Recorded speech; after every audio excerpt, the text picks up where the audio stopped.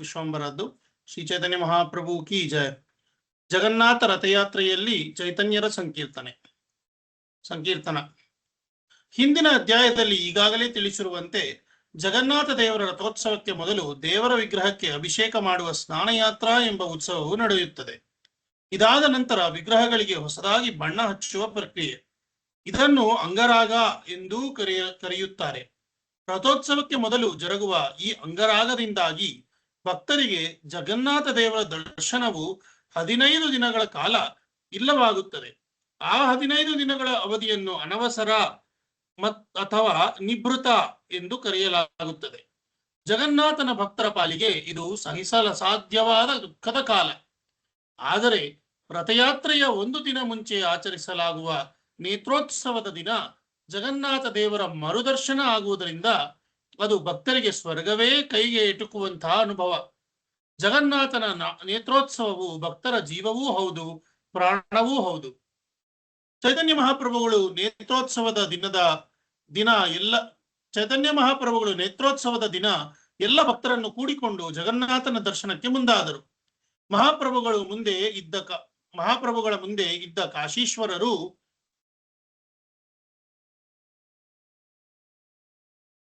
ನಿಮಿಷ, ನಾನು ಇದು ಶೇರ್ ಮಾಡಿಲ್ಲ ಅಂತ ಮಾಡ್ತಾ ಇದ್ದೆ, ಶೇರ್ ಮಾಡ್ಬಿಡ್ತೀನಿ.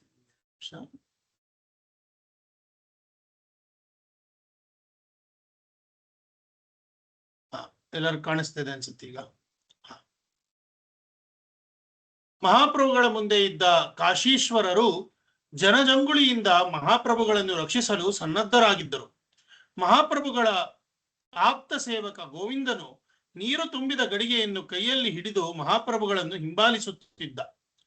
ಜನಜಂಗುಳಿ ಕ್ಷಣಕ್ಷಣವೂ ಸಮುದ್ರದ ತೆರೆಗಳ ಹಾಗೆ ಮುನ್ನುಗ್ಗುತ್ತಿತ್ತು. ಜನಜಂಗುಳಿಯಲ್ಲಿ ಕೆಲವರಿಗೆ ಜಗನ್ನಾಥನ ದರ್ಶನದ ಬಯಕೆಯೇ ಬದುಕು, ಇನ್ನು ಹಲವರಿಗೆ ಮಹಾಪ್ರಭುಗಳ ಸಾನ್ನಿಧ್ಯವನ್ನು ಸವಿಯುವುದೇ ಉತ್ಸವ. ಮಹಾಪ್ರಭುಗಳು ಸ್ವಾಮಿ ಜಗನ್ನಾಥನ ಮುಂದೆ ಬಂದರು, ಕೈ ಮುಗಿದು ನಿಂತರು. ದೇವರನ್ನು ನೋಡುತ್ತಲೇ ಅವರಲ್ಲಿ ಭಕ್ತಿಯ ಆವೇಶವು ಕಾಣಿಸಿಕೊಂಡಿತು. ಅವರ ಕಣ್ಣುಗಳು ಅರಳತೊಡಗಿದವು, ದೇಹವು ರೋಮಾಂಚನಗೊಂಡಿತು. ಅವರಲ್ಲಿ ಲೋಕೋತ್ತರವಾದ ಆನಂದದ ಲಕ್ಷಣಗಳು ಗೋಚರಿಸಿದವು. ಆದರೆ ಅವರು ತಮ್ಮ ಭಾವಾವೇಶದಿಂದ ಬರುವ ಅಶ್ರುಗಳಿಂದ ಜಗನ್ನಾಥನ ದರ್ಶನಕ್ಕೆ ತೊಂದರೆಯಾಗಬಾರದು ಎಂದುಕೊಂಡು ತಕ್ಷಣ ಭಾವಾವೇಶವನ್ನು ನಿಯಂತ್ರಿಸಿಕೊಂಡರು.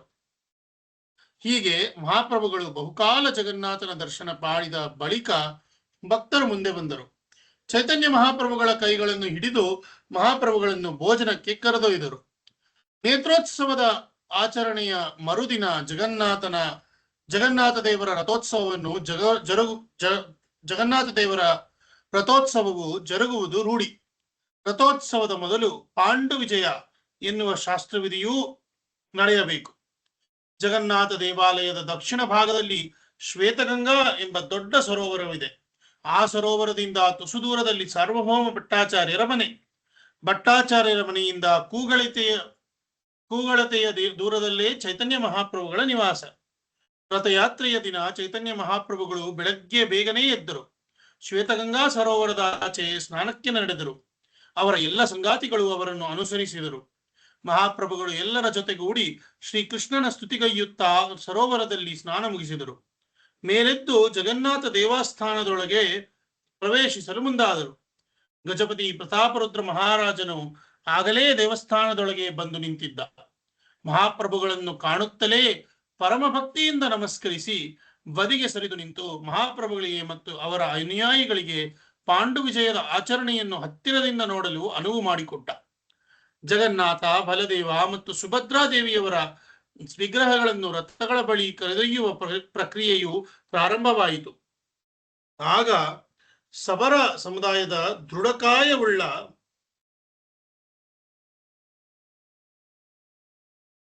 16 ಮಂದಿ ದಯಿತ ಸೇವಕರು ಮುಂದೆ ಬಂದರು. ಜಗನ್ನಾಥ, ಬಲದೇವ ಮತ್ತು ಸುಭದ್ರಾದೇವಿಯವರ ವಿಗ್ರಹಗಳನ್ನು ರಥಗಳಲ್ಲಿ ಕೂಡಿಸುವುದು ಅವರ ಪಾರಂಪರಿಕವಾದ ಹಕ್ಕು. ಅವರೆಲ್ಲರೂ ಸಿಂಹಾಸನದ ಮೇಲೆ ಆಸೀನರಾಗಿದ್ದ ಜಗನ್ನಾಥ, ಬಲದೇವ ಮತ್ತು ದೇವಿಯವರ ವಿಗ್ರಹಗಳ ಬಳಿ ಬಂದರು. ತಲೆಬಾಗಿಸಿ ವಿಗ್ರಹಗಳಿಗೆ ನಮಸ್ಕರಿಸಿ ರಥದಾಚೆ ವಿಗ್ರಹಗಳನ್ನು ಒಯ್ಯಲು ಮುಂದಾದರು. ಮಹಾಪ್ರಭುಗಳ ಜೊತೆ ಅದ್ವೈತ ಆಚಾರ್ಯರು ಸಾರ್ವಭೌಮ ಭಟ್ಟಾಚಾರ್ಯರು ಅಲ್ಲಿದ್ದರು. ಇಬ್ಬರೂ ಆ ವಿಧಿಯನ್ನು ತದೇಕ ಚಿತ್ತದಿಂದ ನೋಡತೊಡಗಿದರು. ಅದೇ ಹೊತ್ತಿಗೆ ಮಹಾರಾಜನು ಜಗನ್ನಾಥನ ವಿಗ್ರಹಕ್ಕೆ ಕೈ ಮುಗಿದು ಮನಸ್ಸಿನೊಳಗೆ ಜೈ ಜಗನ್ನಾಥ ಎಂದು ಜಗನ್ನಾಥನನ್ನು ಸ್ಮರಿಸತೊಡಗಿದ. ದೈತಾಗಳು ರೇಷ್ಮೆಯ ನೂಲಿನಿಂದ ಮಾಡಿದ ಬಲವಾದ ಹಗ್ಗಗಳಿಂದ ಜಗನ್ನಾಥ, ಬಲದೇವ ಮತ್ತು ಸುಭದ್ರಾದೇವಿಯವರ ವಿಗ್ರಹಗಳ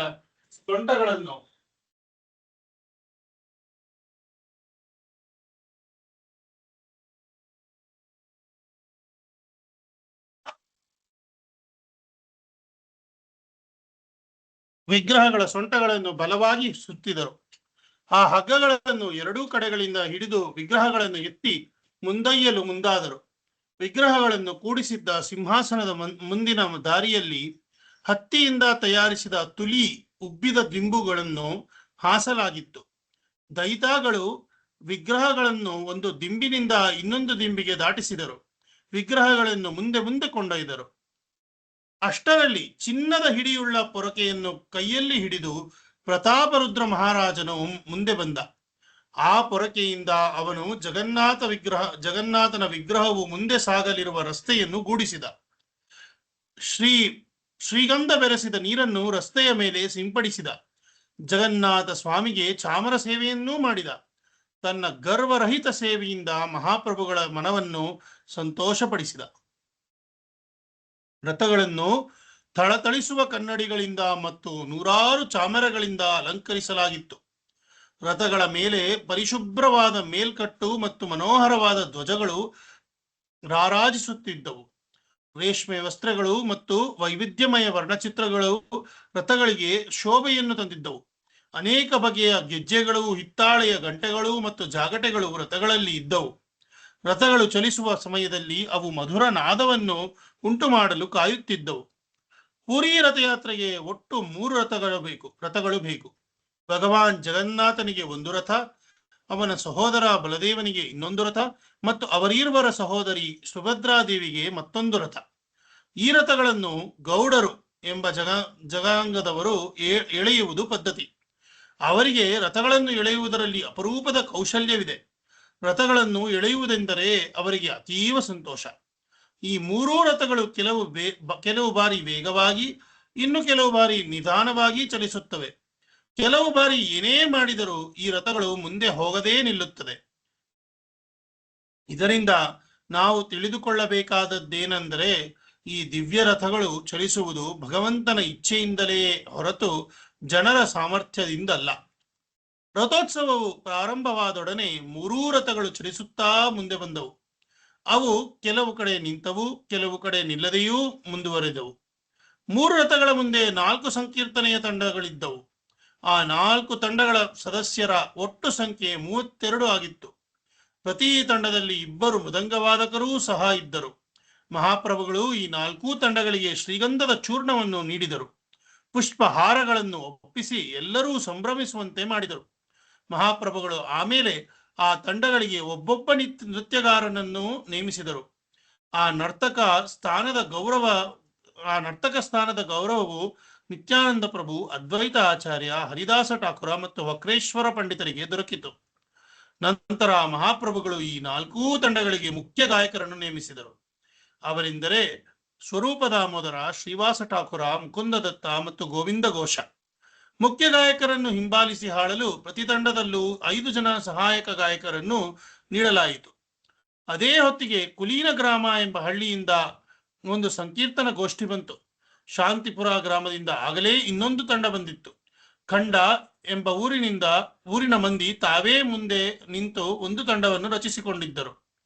ಈ ಬಗೆಯಲ್ಲಿ ಆ ವರ್ಷದ ರಥೋತ್ಸವದಲ್ಲಿ ಒಟ್ಟು 7 ಸಂಕೀರ್ತನಾ ತಂಡಗಳು ಪಾಲ್ಗೊಂಡವು. ಪ್ರತಿ ತಂಡದಲ್ಲೂ 2 ಡೋಲುವಾದಕರು ಇದ್ದರು. ಅವರ ಡೋಲುಗಳಿಂದ ಹೊರಟ ಶಬ್ದವು ಆಕಾಶವನ್ನೂ ಮೀರಿ ಹೋಯಿತು. ಆದರೆ ಸಂಕೀರ್ತನೆಯ ನಾದವು ಈ ಡೋಲುಗಳ ಶಬ್ದವನ್ನು ಮೀರಿ ಇನ್ನೂ ಎತ್ತರಕ್ಕೆ ಏರಿತು. ಇದರಿಂದ ಉಳಿದ ಸಂಗೀತ ವಾದ್ಯಗಳ ಶಬ್ದವು ಇದ್ದರೂ ಇಲ್ಲದಂತಾಯಿತು. 3 ರಥಗಳ ಎದುರಿನಲ್ಲಿ ಸಂಕೀರ್ತನ ಮತ್ತು ನರ್ತನಗಳು ಜೋರಾಗಿ ನಡೆಯತೊಡಗಿದವು. ಜೊತೆಗೆ ರಥಗಳ ಎಡಬಲಗಳಲ್ಲಿ, ಹಿಂಬದಿ ಮುಂಬದಿಗಳಲ್ಲಿ ಸಹ ಸಂಕೀರ್ತನಾ ತಂಡಗಳು ಹಾಡುತ್ತಲೂ ನರ್ತಿಸುತ್ತಲೂ ಮುಂದುತ್ತಿದ್ದವು. ಮಹಾಪ್ರಭುಗಳು ತಮ್ಮೆರಡೂ ಕೈಗಳನ್ನು ಮೇಲೆತ್ತಿದರು. ಹರಿಹರಿ ಎಂದು ಕುಣಿಯತೊಡಗಿದರು. ಅವರು ಪ್ರತಿ ಸಂಕೀರ್ತನಾ ತಂಡದ ಬಳಿ ಬರುತ್ತಿದ್ದರು. ಬಂದು ಹಾಗೇ ದೂರಕ್ಕೂ ಸರಿಯುತ್ತಿದ್ದರು. ನಡುವೆ ಅವರು ಜಗನ್ನಾಥ ಸ್ವಾಮಿಗೆ ಜಯವಾಗಲಿ, ಜಗನ್ನಾಥ ಸ್ವಾಮಿಗೆ ಜಯವಾಗಲಿ ಎಂದು ಉದ್ಘೋಷಿಸುತ್ತಿದ್ದರು. ಚೈತನ್ಯ ಮಹಾಪ್ರಭುಗಳು ತಮ್ಮ ಅತೀಂದ್ರಿಯ ಶಕ್ತಿಯನ್ನು ಪ್ರದರ್ಶಿಸತೊಡಗಿದರು. ಈ ಕಾರಣದಿಂದ ಚೈತನ್ಯ ಮಹಾಪ್ರಭುಗಳು ಏಕಕಾಲದಲ್ಲಿ 7 ತಂಡಗಳಲ್ಲಿ ನರ್ತಿಸತೊಡಗಿದರು. ಆದರೆ ಪ್ರತಿ ತಂಡಕ್ಕೂ ಮಹಾಪ್ರಭುಗಳು ತಮ್ಮ ತಂಡದಲ್ಲಿ ಮಾತ್ರ ಇದ್ದಾರೆ ಎಂದು ಅನ್ನಿಸುತ್ತಿತ್ತು. ಕೇವಲ ಮಹಾಪ್ರಭುಗಳ ಅತಿಶುದ್ಧ ಭಕ್ತರು ಮಾತ್ರ ಏಕಕಾಲದಲ್ಲಿ ಮಹಾಪ್ರಭುಗಳನ್ನು 7 ತಂಡಗಳಲ್ಲಿ ಕಂಡರು. ಮಹಾಪ್ರಭುಗಳ ಲೀಲೆಗಳನ್ನು ನೋಡಲು ಜಗನ್ನಾಥನು ತನ್ನ ರಥವನ್ನು ನಿಲ್ಲಿಸಿದರು. ಇತ್ತ ಒಮ್ಮೆಲೇ 7 ತಂಡಗಳಲ್ಲಿ ನರ್ತಿಸುತ್ತಿರುವ ಮಹಾಪ್ರಭುಗಳನ್ನು ಕಂಡ ಪ್ರತಾಪರುದ್ರ ಮಹಾರಾಜನಿಗೆ ಪರಮಾನಂದವಾಯಿತು. ಮಹಾರಾಜನು ಬಳಿ ಇದ್ದ ಕಾಶಿ ಮಿಶ್ರರಲ್ಲಿ, ಇದೆಂಥ ಚೌದ್ಯ, ಮಹಾಪ್ರಭುಗಳು ಏಕಕಾಲದಲ್ಲಿ 7 ತಂಡಗಳಲ್ಲಿ ಇದ್ದಾರಲ್ಲ, ಮಹಾಪ್ರಭುಗಳ ಈ ಲೀಲೆಯು ಅಪರೂಪದ್ದು, ಅದ್ಭುತವಾದದ್ದು, ಅಸಾಧಾರಣವಾದದ್ದು ಎಂದು ಆಶ್ಚರ್ಯ ವ್ಯಕ್ತಪಡಿಸಿದ. ಕಾಶಿ ಮಿಶ್ರರು ಮುಗುಳ್ನಕ್ಕರು. ಮಹಾರಾಜರೇ, ಮಹಾಪ್ರಭುಗಳ ಅಪ್ಪಟ ಭಕ್ತರಿಗೆ ಮಾತ್ರ ಈ ಲೀಲೆಯನ್ನು ಕಾಣುವುದು ಸಾಧ್ಯ. ಆ ನೆಲೆಯಲ್ಲಿ ನೀವು ನಿಜಕ್ಕೂ ಅದೃಷ್ಟವಂತರು ಎಂದರು. ಅಲ್ಲೇ ಇದ್ದ ಸಾರ್ವಭೌಮ ಭಟ್ಟಾಚಾರ್ಯರು ಅದನ್ನು ಕೇಳಿಸಿಕೊಂಡರು. ಅವರು, ಇದು ಮಹಾಪ್ರಭುಗಳ ಅದ್ಭುತ ಲೀಲೆ ಎಂದರು. ಚೈತನ್ಯ ಮಹಾಪ್ರಭುಗಳು ಯೋಗೇಶ್ವರರು. ಅದರಿಂದಲೇ ಅವರು ಏಕಕಾಲದಲ್ಲಿ ಎಲ್ಲಾ ಸಂಕೀರ್ತನಾ ತಂಡಗಳಲ್ಲೂ ಇರಬಲ್ಲವರಾಗಿದ್ದರು. ಅವರು ಹಾಗೆ ಇದ್ದದ್ದು ಮಹಾರಾಜನಿಗೆ ಹಾಗೂ ಸಾರ್ವಭೌಮ ಭಟ್ಟಾಚಾರ್ಯರಿಗೆ ಮಾತ್ರ ಕಂಡಿತು. ಸಾರ್ವಭೌಮ ಭಟ್ಟಾಚಾರ್ಯರು ಮತ್ತೂ ಯೋಚಿಸತೊಡಗಿದರು. ಆಗ ಅವರಿಗೆ ಮಹಾಪ್ರಭುಗಳ ಈ ಲೀಲೆಯು ಪೂರ್ವದಲ್ಲಿ ಶ್ರೀಕೃಷ್ಣನು ವೃಂದಾವನದಲ್ಲಿ ರಾಸಲೀಲೆಗಳನ್ನು ಹೇಗೆ ತೋರಿದ್ದಾನೋ ಹಾಗೇ ಇದೆ ಎನ್ನುವ ತರ್ಕವು ಮುಂದೆ ಬಂತು. ಹಾಗೆಯೇ ಅವರಿಗೆ ಶ್ರೀಕೃಷ್ಣನು ದ್ವಾರಕೆಯಲ್ಲಿ 16,000 ಸ್ತ್ರೀಯರನ್ನು ವಿವಾಹವಾದಾಗ ಇದೇ ಬಗೆಯಲ್ಲಿ ತನ್ನನ್ನು ತಾನೇ ವಿಸ್ತರಿಸಿಕೊಂಡಿದ್ದನು ಎನ್ನುವುದು ನೆನಪಾಯಿತು. ಅವರು ಚೈತನ್ಯ ಮಹಾಪ್ರಭುಗಳು ಇಲ್ಲಿ ಈಗ ಹಾಡಿದ್ದು ಮತ್ತು ನರ್ತಿಸಿದ್ದು ಅದಕ್ಕೆ ರೂಪಕವಾಗಿ ಇರುವಂತಿದೆ ಎಂದುಕೊಂಡರು. ಅಷ್ಟರಲ್ಲಿ 3 ರಥಗಳು ಮತ್ತೆ ಚಲಿಸಲು ಪ್ರಾರಂಭಿಸಿದವು. ಅವು ಗುಂಡೀಚಾ ದೇವಸ್ಥಾನದ ಕಡೆ ಸಾಗತೊಡಗಿದವು. ಮಹಾಪ್ರಭುಗಳು ಅದನ್ನು ನೋಡಿ ತೀವ್ರ ಭಾವೋದ್ವೇಗಕ್ಕೆ ಒಳಗಾಗಿ ನರ್ತಿಸಲು ಪ್ರಾರಂಭಿಸಿದರು. ಆಗ ಶ್ರೀವಾಸ, ರಾಮಾಯ್, ರಘು, ಗೋವಿಂದ, ಮುಕುಂದ, ಹರಿದಾಸ, ಗೋವಿಂದಾನಂದ, ಮಾಧವ ಮತ್ತು ಗೋವಿಂದ ಎನ್ನುವ ಭಕ್ತರು ಮಹಾಪ್ರಭುಗಳ ಅನೇಕ ಸಹವರ್ತಿಗಳ ಜೊತೆ ಸೇರಿ ನರ್ತಿಸಲು ಪ್ರಾರಂಭಿಸಿದರು. ಮಹಾಪ್ರಭುಗಳ ಕಡೆಗೆ ಧಾವಿಸಿ ಬರತೊಡಗಿದರು. ಮಹಾಪ್ರಭುಗಳಿಗೆ ಆಗ ಇದ್ದಕ್ಕಿದ್ದಾಗ ಹಾಗೆ ಎತ್ತರಕ್ಕೆ ಜಿಗಿದು ನರ್ತಿಸಬೇಕು ಅನಿಸಿತು. ಅವರು ತಮ್ಮ ಸಹವರ್ತಿಗಳನ್ನು ಸ್ವರೂಪ ದಾಮೋದರರ ವಶಕ್ಕೆ ಒಪ್ಪಿಸಿ ತಾವು ಎತ್ತರೆತ್ತರಕ್ಕೆ ಜಿಗಿಯಲು ತೊಡಗಿದರು. ಜಿಗಿಯುತ್ತಾ ಗಾಳಿಯಲ್ಲಿ ತಿರುಗತೊಡಗಿದರು. ನಡುವೆ ಸ್ವಾಮಿ ಜಗನ್ನಾಥನ ಕಡೆಗೆ ಮುಖ ಮಾಡಿ, ನಮೋ ಬ್ರಹ್ಮಣ್ಯ ದೇವಾಯ ಗೋ ಬ್ರಾಹ್ಮಣ ಹಿತಾಯ ಚ ಜಗದ್ಹಿತಾಯ ಕೃಷ್ಣಾಯ ಗೋವಿಂದಾಯ ನಮೋ ನಮಃ. ಬ್ರಾಹ್ಮಣರಿಗೆ ಪೂಜಾರ್ಹನಾದವನು, ಗೋವುಗಳು ಮತ್ತು ಬ್ರಾಹ್ಮಣರಿಗೆ ಮಂಗಳವನ್ನು ಉಂಟು ಮಾಡುವವನು, ಇಡೀ ಜಗತ್ತಿನ ಹಿತಾಕಾಂಕ್ಷಿಯೂ ಆದ ಭಗವಾನ್ ಶ್ರೀಕೃಷ್ಣನಿಗೆ ನಾನು ನನ್ನ ಗೌರವಪೂರ್ವಕ ನಮಸ್ಕಾರಗಳನ್ನು ಸಮರ್ಪಿಸುತ್ತೇನೆ. ಗೋವಿಂದನೆಂದೂ ಕೃಷ್ಣನೆಂದೂ ಹೆಸರುಳ್ಳ ದೇವೋತ್ತಮನಿಗೆ ಮತ್ತೆ ನಾನು ನಮಸ್ಕರಿಸುತ್ತೇನೆ ಎಂದು ಪ್ರಾರ್ಥಿಸತೊಡಗಿದರು. ಆಮೇಲೆ ಚೈತನ್ಯ ಮಹಾಪ್ರಭುಗಳ ಶ್ರೀಕಂಠದಿಂದ ಇನ್ನೊಂದು ಸ್ತೋತ್ರ ಹೊರಬಂತು. ಜಯತಿ ಜನನಿವಾಸೋ ದೇವಕೀರ್ಜನ್ಮವಾದೋ ಯದುವರ ಪರಿಷತ್ ಸ್ವೈರ್ಧೋಭಿ ರಸ್ಯನ್ನ ಧರ್ಮಂ ಸ್ಥಿರ ಚರ ವೃಜಿನಜ್ಞಃ ಸುಸ್ಮಿತ ಶ್ರೀಮುಖೇನ ವ್ರಜಪುರ ವನಿತಾನಾಂ ವರ್ಧಯನ್ ಕಾಮದೇವಂ. ಶ್ರೀಕೃಷ್ಣನಿಗೆ ಜನನಿವಾಸ ಅಂದರೆ ಸಕಲ ಜೀವಿಗಳ ಅಂತಿಮ ಆಶ್ರಯ ಸ್ಥಾನ ಎಂಬ ಹೆಸರಿದೆ. ದೇವಕೀ ನಂದನ, ಯಶೋಧಾನಂದನ ಎಂಬ ನಾಮಧೇಯಗಳೂ ಇವೆ. ಅವನು ಯದುವಂಶದವರನ್ನು ಮುನ್ನಡೆಸುವವನು. ಅವನು ತನ್ನ ಬಾಹುಬಲದಿಂದ ಅಧರ್ಮೀಯರೆಲ್ಲರನ್ನು ಅಮಂಗಳಕರವಾದುದರ ಎಲ್ಲವನ್ನು ನಾಶಪಡಿಸುವನು. ಆನಂದಪೂರ್ಣವಾದ ಅವನ ಮುಗುಳ್ನಗೆಯು ವೃಂದಾವನದ ಗೋಪಿಕೆಯರ ಕಾಮತೃಷೆಯನ್ನು ಸದಾ ವರ್ಧಿಸುತ್ತಲೇ ಇರುತ್ತದೆ. ಅವನ ವೈಭವವು ಚಿರಾಯುವಾಗಲಿ, ಅವನು ಸದಾ ಸಂತೋಷದಿಂದ ಇರಲಿ. ಚೈತನ್ಯ ಮಹಾಪ್ರಭುಗಳು ಹೀಗೆ ಮೇಲಿಂದ ಮೇಲೆ ಶ್ಲೋಕಗಳನ್ನು ಉದ್ಗರಿಸುತ್ತಾ ಮುಂದುವರಿದರು. ನಡುವೆ ಹೂಂಕರಿಸಿ ಜಿಗಿಯುತ್ತಲೂ ಇದ್ದರು. ವೃತ್ತಾಕಾರದಲ್ಲಿ ನರ್ತಿಸುತ್ತಾ ನಿಂತ ನೆಲೆ ಎಲ್ಲಿದೆ ಎನ್ನುವುದನ್ನು ಮರೆತಂತಾದರು. ಅಲ್ಲಿದ್ದವರಿಗೆ ಆ ದೃಶ್ಯವು ಅದ್ಭುತವೆನಿಸಿತು. ಉರಿಯುತ್ತಿರುವ ಕೊಳ್ಳಿಯೊಂದು ತನ್ನಿಂತಾನೇ ಜಿಗಿದು ಆಕಾಶದಲ್ಲಿ ಸುತ್ತುತ್ತಿದೆಯೋ ಎನ್ನುವಂತೆ ಅವರಿಗೆ ಭಾಸವಾಗತೊಡಗಿತು. ಚೈತನ್ಯ ಮಹಾಪ್ರಭುಗಳು ಹೀಗೆ ನರ್ತಿಸುತ್ತಾ ಮುಂದುವರಿದರು. ಆಗ ಇದ್ದಕ್ಕಿದ್ದ ಹಾಗೆ ಅವರು ರಥಗಳ ಮುಂದೆ ದಿಢೀರನೆ ನೆಲದ ಮೇಲೆ ಉರುಳಿ ಬೀಳುವಂತಾದರು. ಆಗ ಅಲ್ಲೇ ಇದ್ದ ನಿತ್ಯಾನಂದ ಪ್ರಭುಗಳು ಧಾವಿಸಿ ಬಂದರು. ತಮ್ಮ ತೋಳುಗಳಿಂದ ಅವರನ್ನು ಹಿಡಿದು ಅವರು ಉರುಳಿ ಬೀಳದಂತೆ ನೋಡಿಕೊಂಡರು. ಅದ್ವೈತ ಆಚಾರ್ಯರು ಮಹಾಪ್ರಭುಗಳ ಈ ಭಾವಪರವಶತೆಯನ್ನು ನೋಡಿ ಬೆರಗಾಗಿ ಸಂತೋಷದಿಂದ ಹರಿಬೋಲ್ ಹರಿಬೋಲ್ ಎಂದು ಉದ್ಘೋಷಿಸತೊಡಗಿದರು. ದೈವೋನ್ಮಾದದಲ್ಲಿದ್ದ ಚೈತನ್ಯ ಮಹಾಪ್ರಭುಗಳನ್ನು ಜನಸಂದಣಿಯಿಂದ ರಕ್ಷಿಸಲು ನಿತ್ಯಾನಂದ ಪ್ರಭುಗಳು ಮತ್ತು ಇತರ ಭಕ್ತರು ಒಂದು ವೃತ್ತವನ್ನು ರಚಿಸಿದರು. ಉಳಿದ ಭಕ್ತ ಜನರು ಕಾಶೀಶ್ವರ ಮತ್ತು ಗೋವಿಂದರನ್ನು ಮೊದಲು ಮಾಡಿಕೊಂಡು ಒಬ್ಬರ ಕೈಯನ್ನು ಇನ್ನೊಬ್ಬರು ಹಿಡಿದರು. ಮಹಾಪ್ರಭುಗಳನ್ನು ಸುತ್ತುವರಿದು ಎರಡನೇ ವೃತ್ತವನ್ನು ರಚಿಸಿಕೊಂಡು ಮಹಾಪ್ರಭುಗಳ ರಕ್ಷಣೆಗೆ ಮುಂದಾದರು. ಪ್ರತಾಪರುದ್ರ ಮಹಾರಾಜನು ಭಕ್ತರು ಮೊದಲೇ ರಚಿಸಿಕೊಂಡ 2 ವೃತ್ತಗಳನ್ನು ಗಮನಿಸಿದ. ಉತ್ತೇಜಿತನಾಗಿ ತನ್ನ ಆಪ್ತರೊಂದಿಗೆ 3ನೇ ವೃತ್ತವನ್ನು ನಿರ್ಮಿಸಿ ಜನರನ್ನು ತಡೆಯತೊಡಗಿದ. ಅಷ್ಟರಲ್ಲಿ ಮಹಾರಾಜನಿಗೂ ದೈವೋನ್ಮಾದವಾಯಿತು. ಅವನೂ ಭಾವಪರವಶನಾದ. ಆಗ ಮಹಾರಾಜನು ತನಗೆ ಆಪ್ತನಾಗಿರುವ ಹರಿಚಂದನ ಎನ್ನುವವನ ಹೆಗಲ ಮೇಲೆ ಕೈಯಿಟ್ಟಿದ್ದ. ಹರಿಚಂದನನು ಮಹಾರಾಜರ ಇದಿರು ಅಡ್ಡವಾಗಿ ನಿಂತಿದ್ದ ಶ್ರೀವಾಸ ಠಾಕೂರರನ್ನು ಸರಿಯುವಂತೆ ಮಾಡಲು ಅವರನ್ನು ನೂಕಲು ಪ್ರಾರಂಭಿಸಿದ. ಶ್ರೀವಾಸ ಠಾಕೂರರಿಗೆ ಸಿಟ್ಟು ಬಂತು. ಅವರು ಸುಮ್ಮನೆ ತಮ್ಮನ್ನು ತಳ್ಳಾಡುತ್ತಿರುವ ಹರಿಚಂದನನ ಕೆನ್ನೆಗೆ ಪಟಾರನೆ ಹೊಡೆದರು. ಏಟು ತಿಂದ ಹರಿಚಂದನನಿಗೂ ಕೋಪ ಬಂತು. ಆತ ಆ ಕೋಪದಲ್ಲಿ ಶ್ರೀವಾಸ ಠಾಕೂರರಿಗೆ ಏನನ್ನೋ ಹೇಳಲು ಮುಂದಾದ. ಅಷ್ಟರಲ್ಲಿ ಅದನ್ನು ಗಮನಿಸಿದ ಪ್ರತಾಪರುದ್ರ ಮಹಾರಾಜನು ಮುಗುಳ್ನಗುತ್ತಾ ಹರಿಚಂದನಿಗೆ, ಸುಮ್ಮನಿರು, ಆ ಭಕ್ತಾಗ್ರೇಸರನ ಸ್ಪರ್ಶಭಾಗ್ಯ ನಿನಗೊದಗಿ ಬಂತು, ಆದರೆ ನನ್ನ ಪಾಲಿಗೆ ಬರಲಿಲ್ಲ ಎಂದು ತಿಳಿ ಹೇಳಿದ. ಇತ್ತ ಚೈತನ್ಯ ಮಹಾಪ್ರಭುಗಳ ಗಮನದಲ್ಲಿ ಆಗ ಇಹಲೋಕವೆನ್ನುವುದು ಇರಲಿಲ್ಲ. ಅವರು ನರ್ತಿಸುತ್ತಲೇ ಬೇರೆಯದೇ ಲೋಕದಲ್ಲಿ ವಿಹರಿಸುತ್ತಿದ್ದರು.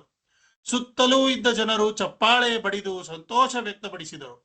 ಇದೆಲ್ಲವನ್ನು ನೋಡಿ ಜಗನ್ನಾಥನ ರಥವು ಖುಷಿಗೊಂಡಂತೆ ಜಗ್ಗನೆ ನಿಂತಿತು. ಸಂಭ್ರಮವು ಎಲ್ಲೆಡೆ ವ್ಯಾಪಿಸಿತು. ರಥದಲ್ಲಿರುವ ಸ್ವಾಮಿ ಜಗನ್ನಾಥನು ಚೈತನ್ಯ ಮಹಾಪ್ರಭುಗಳ ನರ್ತನವನ್ನು ನೋಡುತ್ತಾ ನಿಂತನು. ಜಗನ್ನಾಥನ ರಥದ ಅಕ್ಕಪಕ್ಕದ ರಥಗಳಲ್ಲಿರುವ ಸುಭದ್ರಾದೇವಿ ಮತ್ತು ಬಲರಾಮದೇವರು ಮಹಾಪ್ರಭುಗಳ ಭಾವೋನ್ಮಾದವನ್ನು ನೋಡಿ ಸಂತೋಷಿಸುತ್ತಿದ್ದರು. ಸ್ವಲ್ಪ ಹೊತ್ತಿನಲ್ಲಿ ಭಾವೋನ್ಮಾದ ಪೂರಿತವಾದ ಮಹಾಪ್ರಭುಗಳ ದೇಹದಲ್ಲಿ ವಿಪರೀತ ಬೆವರು ಸುರಿಯತೊಡಗಿತು. ಅವರ ದೇಹದ ಕೆಲವು ಕಡೆ ರಕ್ತವೂ ಜಿನುಗಲು ಪ್ರಾರಂಭವಾಯಿತು. ಮಹಾಪ್ರಭುಗಳು ಗದ್ಗದಿತರಾಗತೊಡಗಿದರು. ಅವರ ಬಾಯಿಯಿಂದ ಜ ಜ ಗ ಗ ಎನ್ನುವ ಶಬ್ದಗಳು ಹೊರಬರಲಾರಂಭಿಸಿದವು. ಅವರ ಕಣ್ಣುಗಳಿಂದ ಕಾರಂಜಿಯಂತೆ ಬರುತ್ತಿರುವ ಕಣ್ಣೀರು ಸುತ್ತಲಿರುವ ಎಲ್ಲರನ್ನೂ ತೊಯ್ಯಿಸಿತು. ಮಹಾಪ್ರಭುಗಳು ದಿಢೀರನೆ ನೆಲದ ಮೇಲೆ ಬಿದ್ದರು.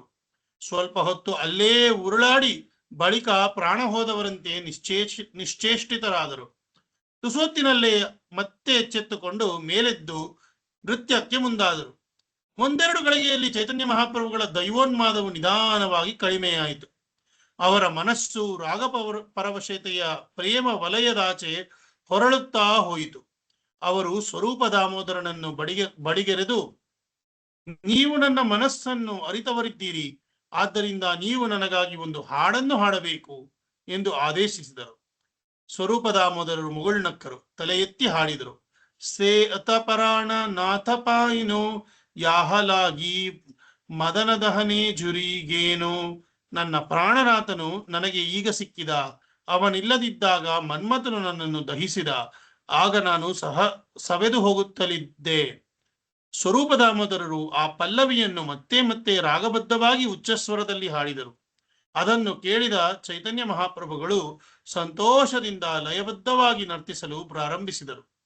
ಆ ಹಾಡಿನ ಹಿನ್ನೆಲೆಯನ್ನು ಸ್ವರೂಪ ದಾಮೋದರರು ಮತ್ತು ಮಹಾಪ್ರಭುಗಳಿಗೆ ಮಾತ್ರ ಹಾಡಿನ ಹಿನ್ನೆಲೆಯನ್ನು ಸ್ವರೂಪ ದಾಮೋದರರು ಮತ್ತು ಮಹಾಪ್ರಭುಗಳಿಗೆ ಮಾತ್ರ ಗ್ರಹಿಸಲು ಸಾಧ್ಯವಾಯಿತು. ಆ ಹಾಡು ದೃಶ್ಯಭೂಮಿಯಾದ ಕುರುಕ್ಷೇತ್ರದಲ್ಲಿ ಶ್ರೀಮತಿ ರಾಧಾರಾಣಿಯು ಶ್ರೀಕೃಷ್ಣನನ್ನು ಸೇರಿದ ಸಂದರ್ಭದ ಹಾಡಾಗಿತ್ತು. ಸೂರ್ಯಗ್ರಹಣವಿದ್ದ ಆ ದಿನ ಸುಭದ್ರೆ ಮತ್ತು ಬಲರಾಮರು ಶ್ರೀಕೃಷ್ಣನೊಡನೆ ಕುರುಕ್ಷೇತ್ರಕ್ಕೆ ಬಂದಿದ್ದರು. ಆಗ ಅಲ್ಲಿ ಉಪಸ್ಥಿತಳಿದ್ದ ರಾಧಾರಾಣಿಗೆ ವಿರಹವು ದೂರವಾಗಿ ಪರಮಾನಂದವಾಗಿತ್ತು. ಆ ಆನಂದದಲ್ಲಿ ಆಕೆಯು ಶ್ರೀಕೃಷ್ಣನ ವೃಂದಾವನದಲ್ಲಿ ತನ್ನೊಡನೆ ಇದ್ದ ದಿನಗಳನ್ನು ನೆನೆದು ಹಾಡಿದ್ದಳು.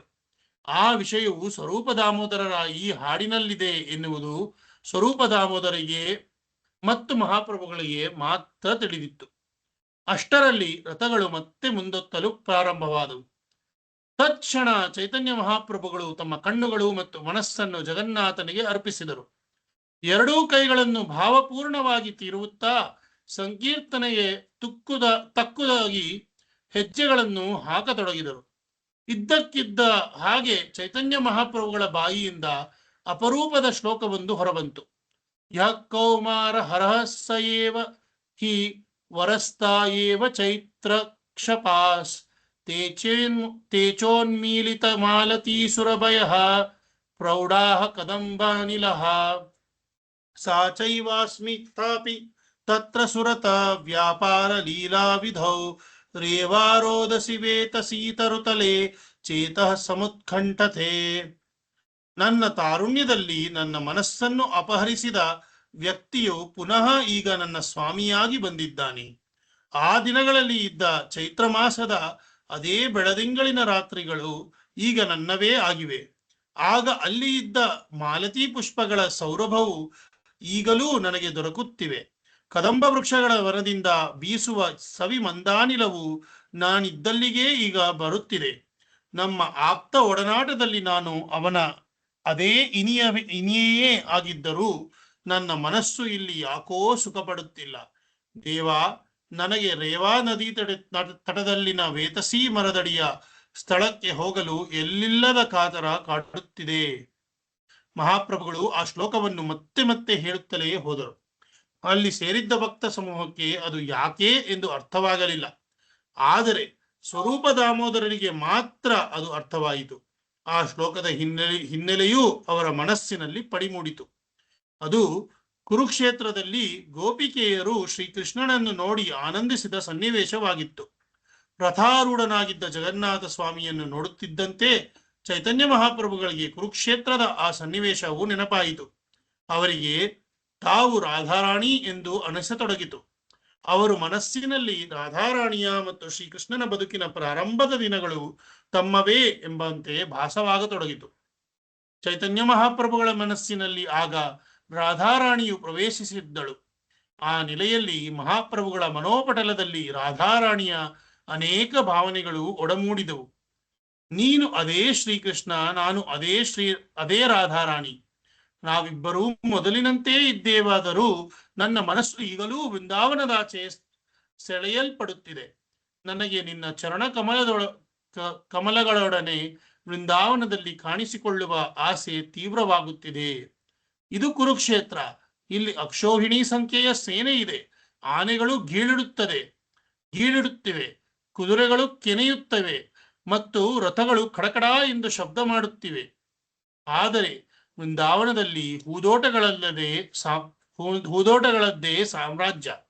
ಅಲ್ಲಿನ ದುಂಬಿಗಳ ಝೇಂಕಾರ, ಹಕ್ಕಿಗಳ ಚಿಲಿಪಿಲಿ ಸದ್ದುಗಳು ನನಗೆ ಎಷ್ಟು ಖುಷಿ ಕೊಡುತ್ತಿದ್ದವು ಅಂದರೆ ಯಾವತ್ತೂ ನನಗೆ ಅದನ್ನು ಮರೆಯಲು ಸಾಧ್ಯವಿಲ್ಲ. ಇಲ್ಲಿ ಕುರುಕ್ಷೇತ್ರದಲ್ಲಿ ನೀನು ರಾಜಕುಮಾರನಂತೆ ಪೋಷಾಕು ಧರಿಸಿ ನಿಂತಿರುವೆ. ನಿನ್ನೊಂದಿಗೆ ಮಹಾನ್ ಯುದ್ಧ ನಿಪುಣರು ಇದ್ದಾರೆ. ಆದರೆ ವೃಂದಾವನದಲ್ಲಿ ನೀನೊಬ್ಬ ಗೋಪಾಲಕನಾಗಿದ್ದೆ. ಅಲ್ಲಿ ನಿನ್ನಲ್ಲಿದ್ದಿದ್ದು ನಿನ್ನಷ್ಟೇ ಸುಂದರವಾದ ಕೊಳಲು ಮಾತ್ರ. ನಾನು ವೃಂದಾವನದಲ್ಲಿ ಇದ್ದಾಗ ಸಮುದ್ರದಂತಹ ಸುಖವನ್ನು ಪಡುತ್ತಿದ್ದೆ. ಈಗ ಇಲ್ಲಿ ಪಡೆಯುತ್ತಿರುವ ಸುಖವು ಆ ಸಮುದ್ರದ ಒಂದು ಹನಿಯಷ್ಟೂ ಇಲ್ಲ. ಗೋಪಿಯರು ಈಗಲೂ ನಿನ್ನ ವಿರಹದ ಮಹಾಸಮುದ್ರದಲ್ಲಿ ಬಿದ್ದು ಹೊರಬರಲಾರದೆ ಮುಳುಗಿ ಏಳುತ್ತಿದ್ದಾರೆ. ನಿನ್ನನ್ನು ಸೇವಿಸಬೇಕೆಂಬ ಅವರ ಹಿರಿಯಾಸೆಯ ತಿಮಿಂಗಲಗಳು ಅವರನ್ನು ನುಂಗಿ ಹಾಕುತ್ತಿವೆ. ನಾನು ನನ್ನ ದುಃಖವನ್ನು ನಿರ್ಲಕ್ಷಿಸಬಲ್ಲೆ, ಆದರೆ ವೃಂದಾವನದಲ್ಲಿ ಮಾತೆ ಯಶೋದೆಯ ಮುಖ ಕೆಳಗುಂದಿ ಹೋಗಿದೆ. ಅಲ್ಲಿರುವ ಪ್ರಜೆಗಳ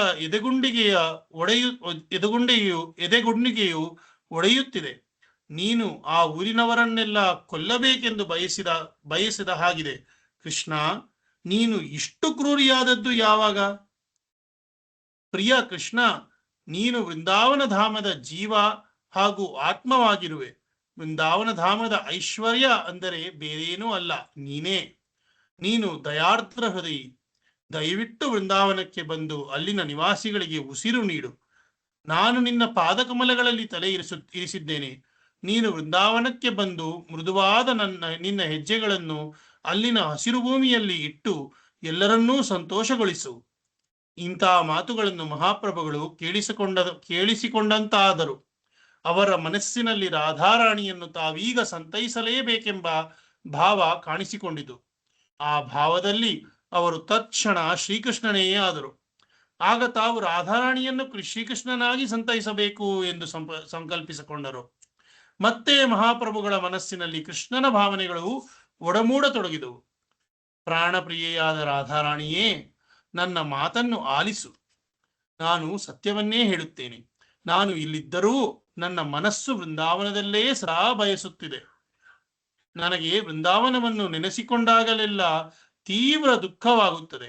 ಆದರೆ ಅದನ್ನು ನಿನಗೆ ಹೇಗೆ ತಿಳಿಸುವುದು ಎಂದು ನನಗೆ ತಿಳಿಯದು. ವೃಂದಾವನದಲ್ಲಿರುವ ನನ್ನ ತಂದೆ ತಾಯಿ, ಸ್ನೇಹಿತರು, ಗೋವಳರು ಹಾಗೂ ಪ್ರತಿಯೊಬ್ಬರೂ ನನ್ನ ಪ್ರಾಣಪ್ರಿಯರೇ ಆಗಿದ್ದಾರೆ. ಗೋಪಿಕೆಯರಲ್ಲಿ ನೀನೇ ಪ್ರಮುಖಳು. ಆದ್ದರಿಂದ ನೀನು ನನ್ನ ಜೀವ. ನಾನು ಸರ್ವಕಾಲದಲ್ಲೂ ನಿನ್ನ ಪ್ರೇಮದ ಅಡಿಯಾಳು. ನಾನು ನನ್ನ ವಶದಲ್ಲಿ ಯಾವತ್ತೂ ಇರುವುದೇ ಇಲ್ಲ. ನಿನ್ನ ವಶದಲ್ಲೇ ಸದಾ ಇರುವೆ. ನಾನು ದೂರದೇಶದಲ್ಲಿರುವುದು ನಿನ್ನ ದುರದೃಷ್ಟ ಅಲ್ಲ, ಅದು ನನ್ನ ದುರ್ದೈವ. ಪ್ರಿಯೆ ಮತ್ತು ಪ್ರಿಯಕರರು ಅಗಲಿದಾಗ ಇಬ್ಬರೂ ಸುಖದಿಂದ ಇರುವುದಿಲ್ಲ. ಅವರಿಬ್ಬರೂ ಬದುಕುವುದೇ ಪರಸ್ಪರರಿಗಾಗಿ. ಆದರೆ ಒಬ್ಬರು ಸತ್ತರೆ ಇನ್ನೊಬ್ಬರು ಬದುಕಲಾರರು ಎನ್ನುವುದು ವಾಸ್ತವ. ನೀನು ನನ್ನ ಪರಮಪ್ರಿಯೆ. ನೀನು ನಾನಿಲ್ಲದೆ ಜೀವಿಸಲಾರೆ ಎಂದು ನಾನು ಬಲ್ಲೆ. ನಾವಿಬ್ಬರೂ ಒಂದಾಗಬೇಕೆಂದು ದಿನಾಲೂ ನಾನು ಶ್ರೀಮನ್ನಾರಾಯಣನನ್ನು ಪೂಜಿಸುತ್ತಿದ್ದೇನೆ. ಅವನ ಅನುಗ್ರಹದಿಂದ ನಾನು ವೃಂದಾವನಕ್ಕೆ ಶೀಘ್ರವೇ ಮರಳುವೆ ಎಂದು ಹೇಳುತ್ತಾ ರಾಧಾರಾಣಿಯ ಹೃದಯಕ್ಕೆ ತಂಪೆರೆದರು. ಚೈತನ್ಯ ಮಹಾಪ್ರಭುಗಳು ರಥದ ಮುಂದೆ ನಿಂತು ಈ ಭಾವಪೂರ್ಣ ಪ್ರಾರ್ಥನೆಯನ್ನು ತಾರಕ ಸ್ವರದಲ್ಲಿ ಮಾಡಿದರು. ಅವರು ಈಗ ತಾವು ಶ್ರೀಕೃಷ್ಣನಾಗಿ ರಾಧಾರಾಣಿಯಲ್ಲಿ ಭರವಸೆ ತುಂಬಿದೆ ಎಂದುಕೊಳ್ಳುವಷ್ಟರಲ್ಲಿ ಅವರ ಬಾಯಲ್ಲಿ ಅದು ಒಂದು ಶ್ಲೋಕವಾಗಿ ಹೊರಹೊಮ್ಮಿತು. ಮಯಿ ಭಕ್ತಿರ್ಹಿ ಭೂತಾನಾಂ ಅಮೃತತ್ವಾಯ ಕಲ್ಪತೆ ದಿಷ್ಟ್ಯಾ ಯದಾಸ್ಮೀನ್ ಮತ್ ಸ್ನೇಹೋ ಭವತೀನಾಂ ಮದಾಪನಃ. ನನ್ನನ್ನು ಪಡೆಯಲು ಇರುವ ಮಾರ್ಗವೆಂದರೆ ಭಕ್ತಿ ಮಾತ್ರ. ನೀವೆಲ್ಲರೂ ನನ್ನ ಬಗ್ಗೆ ಇರಿಸಿದ ಪ್ರೀತಿ ವಾತ್ಸಲ್ಯಗಳ ಕಾರಣದಿಂದ ನಾನು ನಿಮ್ಮ ಕಡೆ ಖಂಡಿತ ಹಿಂದಿರುಗಿ ಬರುತ್ತೇನೆ. ಈ ಅನುಭವದಿಂದ ಚೈತನ್ಯ ಮಹಾಪ್ರಭುಗಳು ಹರ್ಷೋನ್ಮಾದದ ಸ್ಥಿತಿ ತಲುಪಿದರು.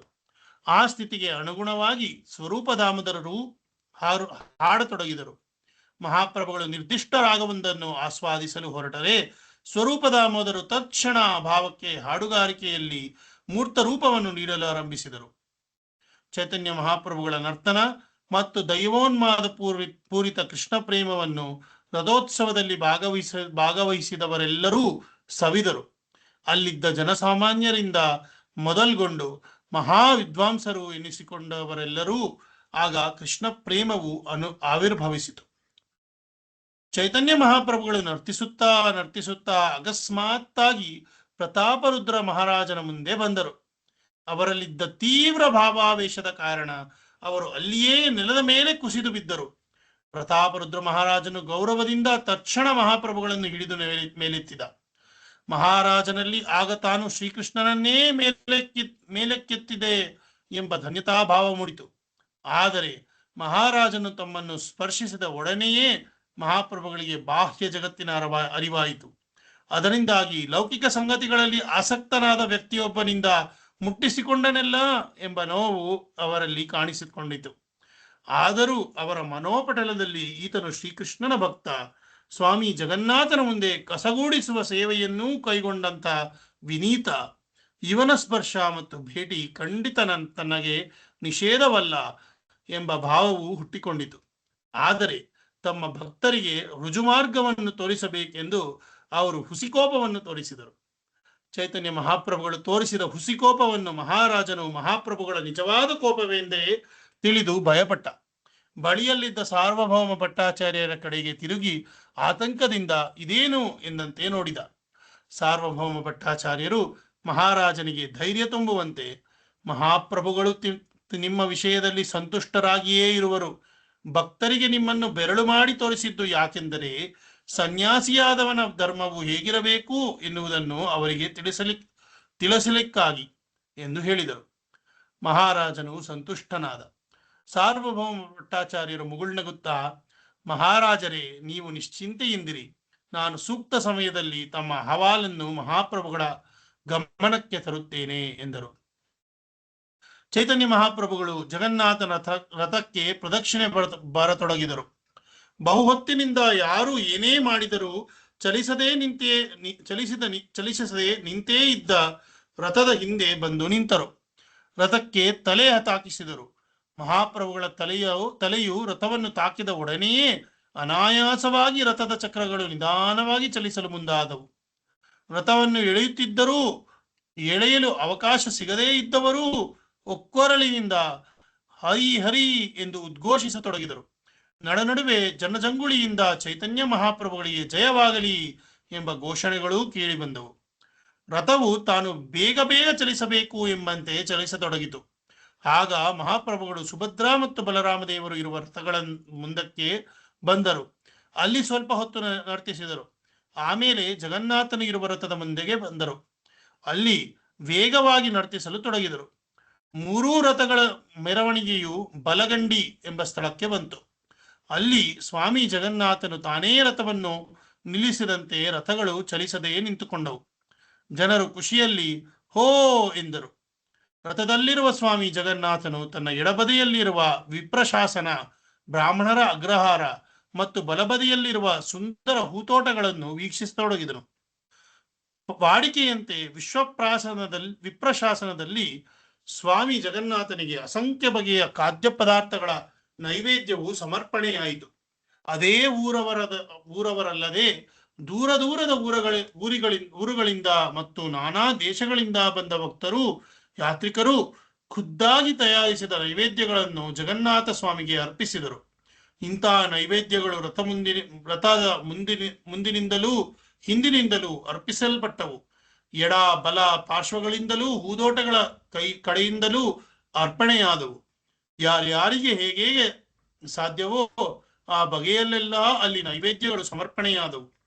ಆ ಹೊತ್ತಿನಲ್ಲಿ ಅಲ್ಲಿ ಮಹಾರಾಜ, ಆತನ ರಾಣಿಯರು, ಮಂತ್ರಿಮಂಡಲದ ಸಚಿವರು, ಜಗನ್ನಾಥಪುರಿಯ ಶ್ರೀಮಂತರು, ಆಢ್ಯರು ಮತ್ತು ಜನಸಾಮಾನ್ಯರು ಹೀಗೆ ಎಲ್ಲರೂ ಉಪಸ್ಥಿತರಿದ್ದರು.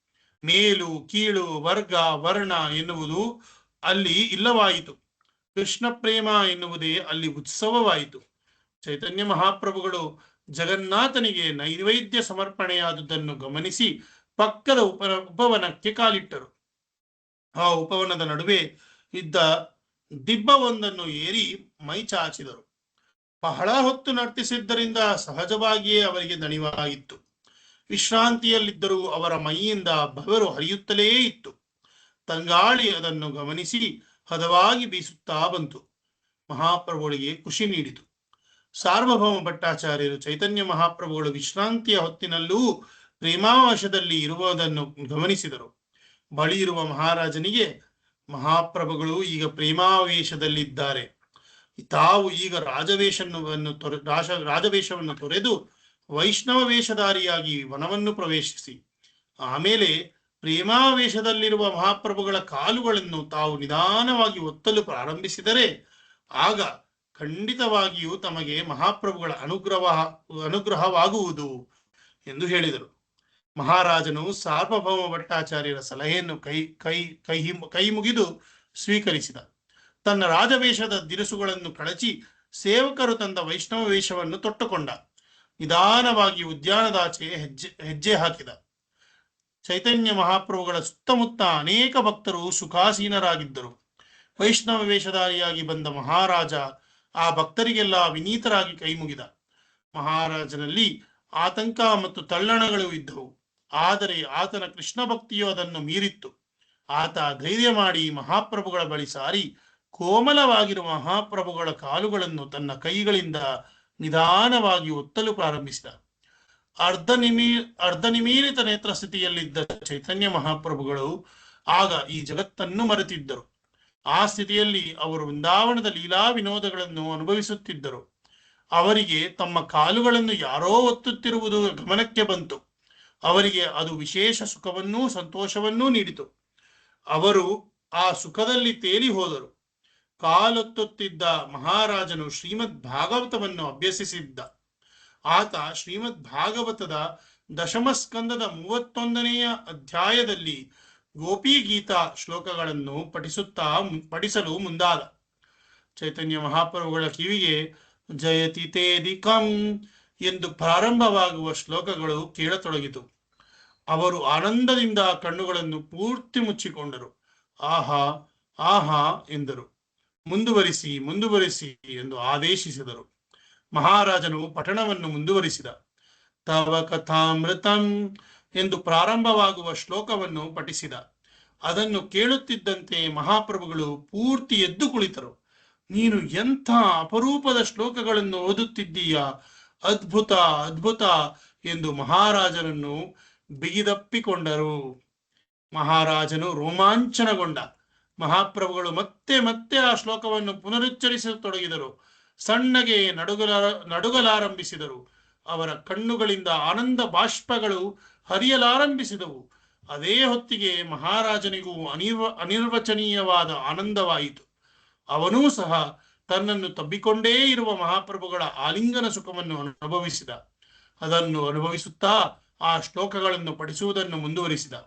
ಮಹಾರಾಜನಲ್ಲಿ ಮಹಾಪ್ರಭುಗಳ ಅನುಗ್ರಹವು ಬೇಕೆಂಬ ಬಯಕೆಯು ಬಹಳ ದಿನಗಳಿಂದ ಇತ್ತು. ಅದು ಈಗ ಒದಗಿ ಬಂತು. ಇಬ್ಬರು ಒಂದೆರಡು ಗಳಿಗೆಯನ್ನು ಈ ಸ್ಥಿತಿಯಲ್ಲೇ ಕಳೆದರು. ಆಮೇಲೆ ಮಹಾಪ್ರಭುಗಳಿಗೆ ತಮ್ಮ ಕಾಲೊತ್ತುತ್ತಾ ಶ್ಲೋಕಗಳನ್ನು ಪಠಿಸಿದವನ ಬಗ್ಗೆ ತಿಳಿಯುವ ಹಂಬಲವಾಯಿತು. ಅವರು, ಅಯ್ಯ ಕಾಲೊತ್ತುವವನೇ, ಇದ್ದಕ್ಕಿದ್ದಂತೆ ಬಂದು ಶ್ರೀಕೃಷ್ಣ ಲೈಲಾಮೃತವನ್ನು ಕುಡಿಸಿ ಉಪಕರಿಸಿದ ನೀನು ಯಾರು ಎಂದು ಮಹಾರಾಜನನ್ನು ಪ್ರಶ್ನಿಸಿದರು. ಮಹಾರಾಜನು ವಿನೀತನಾಗಿ, ಮಹಾಪ್ರಭು, ನಾನು ತಮ್ಮ ಸೇವಕರ ವಿಧೇಯ ಸೇವಕ. ನನ್ನನ್ನು ತಮ್ಮ ಸೇವಕರ ಸೇವಕನಾಗಿ ಉಳಿಯುವಂತೆ ತಾವು ಅನುಗ್ರಹಿಸಬೇಕು ಎಂದು ಬಿನ್ನವಿಸಿದ. ಚೈತನ್ಯ ಮಹಾಪ್ರಭುಗಳು ಪ್ರಸನ್ನರಾದರು.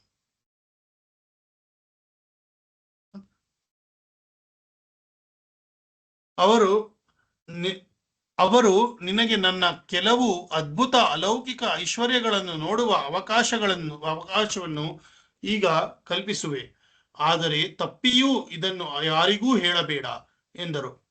ಅಲೌಕಿಕ ದರ್ಶನ ಭಾಗ್ಯವನ್ನು ಪ್ರಸಾದಿಸಿದರು. ಕೃತಾರ್ಥ ಭಾವದಲ್ಲಿ ಪ್ರತಾಪರುದ್ರ ಮಹಾರಾಜನು ಚೈತನ್ಯ ಮಹಾಪ್ರಭುಗಳಿಗೆ ಪೊಡಮಟ್ಟು ನಿರ್ಗಮಿಸಿದ. ಅದೇ ಹೊತ್ತಿಗೆ ವಾಣಿನಾಥರಾಯರು ತಮ್ಮ ಬಳಗದೊಂದಿಗೆ ಬಂದರು.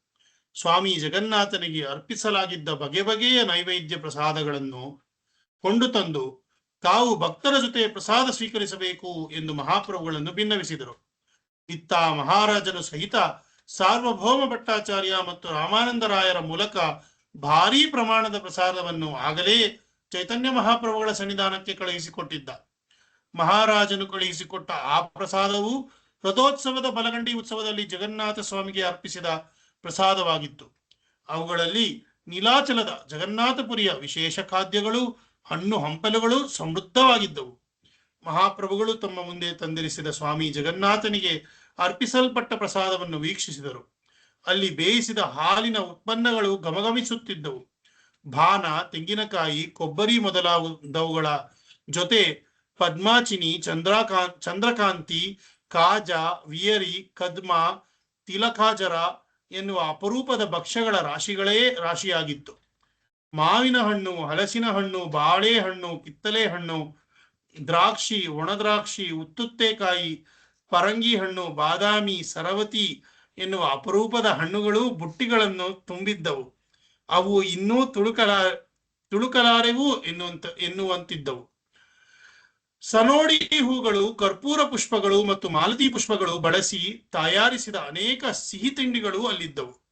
ಮೊಸರು, ಹಾಲು, ಬೆಣ್ಣೆ, ಮಜ್ಜಿಗೆ, ಹಣ್ಣಿನ ರಸಗಳು ಅಲ್ಲಿ ಧಾರಾಳವಾಗಿದ್ದವು. ಅವುಗಳ ಜೊತೆ ತುಂಡು ತುಂಡಾದ ಶುಂಠಿ ಮಿಶ್ರಿತ ಉಪ್ಪು ಬೆರೆಸಿದ ಮೊಳಕೆ ಬಂದ ಹೆಸರು ಕಾಳುಗಳ ಖಾದ್ಯಗಳು ಬುಟ್ಟಿಗಳಲ್ಲಿ ತುಂಬಿದ್ದವು. ಚೈತನ್ಯ ಮಹಾಪ್ರಭುಗಳು ಆ ಆಹಾರ ಪ್ರಸಾದಗಳ ಮೇಲೆ ಕಣ್ಣಾಡಿಸಿದರು. ಇವೆಲ್ಲವನ್ನು ಸ್ವಾಮಿ ಜಗನ್ನಾಥನಿಗೆ ಅರ್ಪಿಸಲಾಗಿತ್ತೇ ಎಂದು ಅಲ್ಲಿದ್ದವರಲ್ಲಿ ಮುದಗೊಂಡು ಪ್ರಶ್ನಿಸಿದರು. ಉದ್ಯಾನವನದ ಅರ್ಧ ಭಾಗವನ್ನು ಕೊಂಡಿವೆಯೇನೋ ಎಂಬಷ್ಟಿದ್ದ ಆ ಪ್ರಸಾದಗಳನ್ನು ಕಂಡು ಸಂಭ್ರಮಿಸಿದರು. ಅದೇ ಖುಷಿಯಲ್ಲಿ ಅವರು, ಚದರಿ ಹೋದ ಭಕ್ತರನ್ನೆಲ್ಲ ಕರೆಯಿರಿ, ಎಲ್ಲರಿಗೂ ಭೋಜನವಾಗಲಿ ಎಂದು ಆಪ್ತರಿಗೆ ಆದೇಶಿಸಿದರು. ಉದ್ಯಾನವನದ ಮೂಲೆ ಮೂಲೆಗಳಿಂದ ಭಕ್ತರು ಧಾವಿಸಿ ಬರತೊಡಗಿದರು. ಅದೇ ಹೊತ್ತಿಗೆ ಕೇತಕಿ ವೃಕ್ಷದ ಎಲೆಗಳಿಂದ ಸಿದ್ಧಪಡಿಸಿದ ಊಟದ ಎಲೆಗಳ 7 ಬಾರಿ ಕಟ್ಟುಗಳು ಅಲ್ಲಿಗೆ ಬಂದವು. ಅಲ್ಲಿ ಸೇರಿದ್ದ ಪ್ರತಿಯೊಬ್ಬರಿಗೂ 10 ಊಟದ ಎಲೆಗಳನ್ನು ನೀಡಲಾಯಿತು. ಭಕ್ತರು ಸಾಲು ಸಾಲಾಗಿ ಕುಳಿತುಕೊಂಡರು. ಚೈತನ್ಯ ಮಹಾಪ್ರಭುಗಳು ಪ್ರಸಾದದ ವೈವಿಧ್ಯಗಳು ಪ್ರತಿಯೊಬ್ಬರಿಗೂ ತಲುಪುವಂತೆ ಬಡಿಸಲು ಆದೇಶಿಸಿದರು. ತಾವೂ ಮುಂದೆ ಬಂದು ಪ್ರಸಾದದ ಪಾತ್ರೆಯೊಂದನ್ನು ಕೈ ಎತ್ತಿಕೊಂಡು ಬಡಿಸಲು ಮುಂದಾದರು. ಸ್ವತಃ ಚೈತನ್ಯ ಮಹಾಪ್ರಭುಗಳು ಬಡಿಸಲು ಮುಂದಾದುದನ್ನು ಭಕ್ತರು ಗಮನಿಸಿ ಭಾವಪರವಶರಾದರು. ಸಂಕೋಚದಿಂದ ಮಹಾಪ್ರಭುಗಳು ಊಟಕ್ಕೆ ಕುಳಿದರೆ ಮಾತ್ರ ತಾವೂ ಉಣ್ಣುವೆವು ಎಂದು ಹಠ ತೊಟ್ಟರು. ಇದನ್ನು ನೋಡಿದ ಸ್ವರೂಪ ದಾಮೋದರರು ಮಹಾಪ್ರಭುಗಳ ಬಳಿಗೆ ಬಂದು, ಮಹಾಪ್ರಭು, ತಾವು ಊಟಕ್ಕೆ ಕುಳಿತುಕೊಳ್ಳಬೇಕು, ಇಲ್ಲವಾದರೆ ಯಾರೂ ಉಣ್ಣುವುದಿಲ್ಲ ಎಂದರು. ಮಹಾಪ್ರಭುಗಳು ಅದನ್ನು ಅನುಮೋದಿಸಿದರು. ತಮ್ಮ ಖಾಸಾ ಅನುಯಾಯಿಗಳ ಜೊತೆಗೆ ಊಟಕ್ಕೆ ಕುಳಿತರು. ಜೊತೆಗಿದ್ದವರನ್ನು ಪ್ರೀತಿಯಿಂದ ಒತ್ತಾಯಿಸುತ್ತಾ ಅವರಿಗೆ ಕಂಠಪೂರ್ತಿ ತಿನ್ನಿಸಿದರು. ತಾವು ಆ ಮೃಷ್ಟಾನ್ನ ಭೋಜನವನ್ನು ಸ್ವೀಕರಿಸಿದರು. ಮಹಾಪ್ರಭುಗಳು ಊಟ ಮುಗಿಸಿ ಮೇಲೆದ್ದರು. ತಮ್ಮ ಖಾಸಾ ಸೇವಕ ಗೋವಿಂದನನ್ನು ಕರೆದು, ಒಂದು ಅಗಳು ಅನ್ನವೂ ವ್ಯರ್ಥವಾಗಬಾರದು, ಯಾರೆಲ್ಲ ಇನ್ನೂ ಉಣ್ಣದೇ ಇದ್ದಾರೋ ಅವರಿಗೆಲ್ಲ ಪ್ರಸಾದ ಉಣಬಡಿಸಬೇಕು. ರಥಬೀದಿಯಲ್ಲಿ ಸಾಲು ಸಾಲಾಗಿ ಕುಳಿತಿರುವ ಭಿಕ್ಷುಕರನ್ನೂ ಕರೆಸು ಎಂದು ಆದೇಶಿಸಿದರು. ಎಲ್ಲರೂ ಹರಿಬೋಲ್ ಎಂದು ಉಚ್ಚ ಸ್ವರದಲ್ಲಿ ಶ್ರೀಕೃಷ್ಣನನ್ನು ಸ್ಮರಿಸತೊಡಗಿದರು. ಅದಕ್ಕೆ ಪ್ರತಿಯಾಗಿ ಆ ಉದ್ಯಾನವನದ ಗಿಡಮರಗಳ ಎಲೆಗಳೂ ಪ್ರತಿಸ್ಪಂದಿಸಿದವು. ಗಿಲಗಿಲ ಎನ್ನುತ್ತಿದ್ದ ಎಲೆಗಳ ಕೊಳಲುಗಳ ಕೊರಳಾದವು. ಅಷ್ಟರಲ್ಲಿ ರಥಬೀದಿಯಲ್ಲಿ ಗೌಡರು ಮತ್ತೆ ರಥವನ್ನು ಎಳೆಯಲು ಸನ್ನದ್ಧರಾದರು. ಎಲ್ಲರೂ ಸೇರಿ ರಥವನ್ನು ಎಳೆಯುವ ಪ್ರಯತ್ನ ನಡೆಸಿದರೂ ರಥಗಳ ಚಕ್ರಗಳು ಚೂರೂ ಕದಲದೇ ಉಳಿದವು. ಮಹಾರಾಜನಿಗೆ ಇದನ್ನು ತಿಳಿಸಲು ಜನ ಧಾವಿಸಿ ಹೋದರು. ಮಹಾರಾಜ ಓಡೋಡಿ ಬಂದ. ಇನ್ನೊಮ್ಮೆ ಪ್ರಯತ್ನಿಸಿ ಎಂದು ಆಜ್ಞಾಪಿಸಿದ. ಆದರೆ ರಥಗಳು ಕೊಂಚವೂ ಕದಲದೆ ನಿಂತಲ್ಲೇ ನಿಂತುಕೊಂಡವು. ಮಹಾರಾಜನಿಗೆ ತೀವ್ರ ಕಳವಳವಾಯಿತು. ಆತ ಆಸ್ಥಾನದ ಜಟ್ಟಿಗಳನ್ನು ಬರಹೇಳಿದ.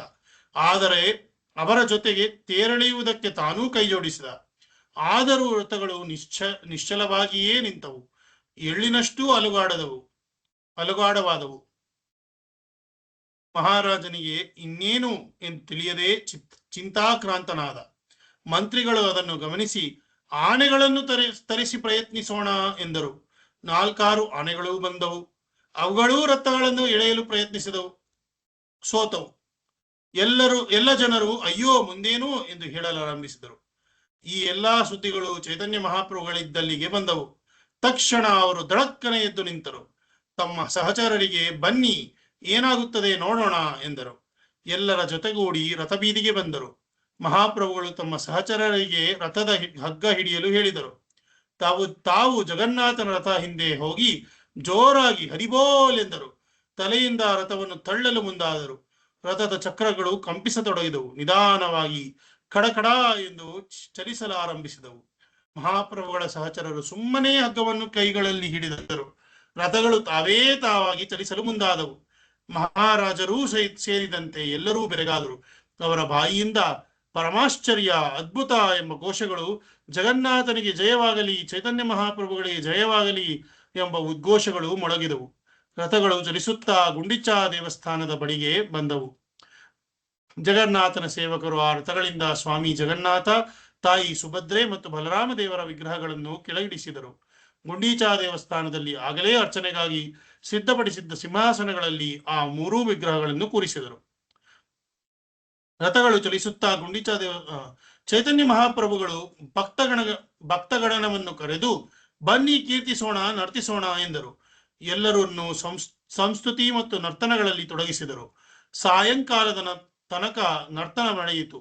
ದೇವರ ಅರ್ಚನೆ ಮುಗಿದು ಆರತಿಯನ್ನು ಬೆಳಗಲಾಯಿತು. ಮಹಾಪ್ರಭುಗಳು ಅದನ್ನು ಸಂತೋಷದಿಂದ ವೀಕ್ಷಿಸಿದರು. ಅಲ್ಲಿಂದ ಐತೋಟ ಎನ್ನುವ ಸ್ಥಳಕ್ಕೆ ರಾತ್ರಿಯ ವಿಶ್ರಾಂತಿಗೆ ಹೊರಟರು. ಜಗನ್ನಾಥನು ಗುಂಡೀಚಾ ದೇವಸ್ಥಾನದಲ್ಲಿದ್ದ ಸಮಯದಲ್ಲಿ ಚೈತನ್ಯ ಮಹಾಪ್ರಭುಗಳು ಬೆಳಗ್ಗೆ ಎದ್ದು ಸ್ನಾನ ತೀರಿಸಿ ದೇವಸ್ಥಾನದಲ್ಲಿರುವ ಸ್ವಾಮಿ ಜಗನ್ನಾಥನ ದರ್ಶನ ಮಾಡುತ್ತಿದ್ದರು. ಅಲ್ಲೇ ತಮ್ಮ ಅನುಯಾಯಿಗಳ ಜೊತೆಗೆ ಕೃಷ್ಣನನ್ನು ಸಂಕೀರ್ತಿಸುತ್ತಿದ್ದರು, ನರ್ತಿಸುತ್ತಿದ್ದರು.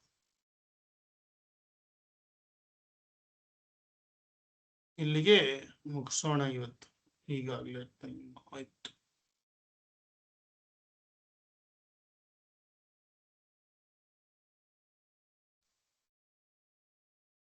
ಇಲ್ಲಿಗೆ ಮುಗಿಸೋಣ. ಮುಂದಿನ ವಾರ ಕಂಟಿನ್ಯೂ ಮಾಡೋಣ. ಹರೇ ಕೃಷ್ಣ. ಹರೇ ಕೃಷ್ಣ.